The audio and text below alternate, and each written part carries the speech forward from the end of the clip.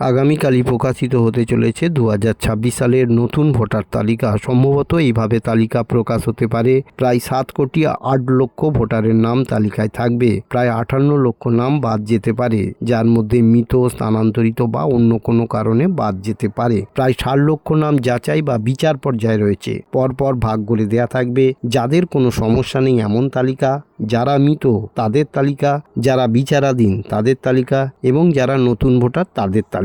কিন্তু যাদের লিস্টে নাম নেই বা থাকলেও সমস্যার মধ্যে আছে, তাদের কোনো চিন্তা করার কারণ নেই। প্রথমেই বলবো, পশ্চিমবঙ্গের সমস্ত ভোটারকে আপনি আপনার বুথে গিয়ে আপনার ভোটার লিস্টে নাম আছে কিনা ভালো করে দেখে নিন।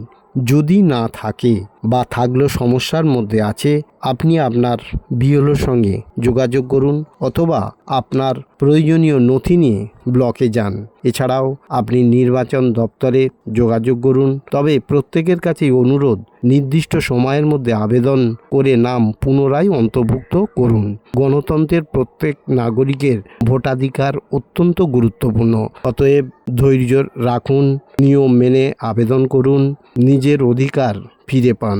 হাল ছাড়বেন না, সচেতন থাকুন, সক্রিয় থাকুন।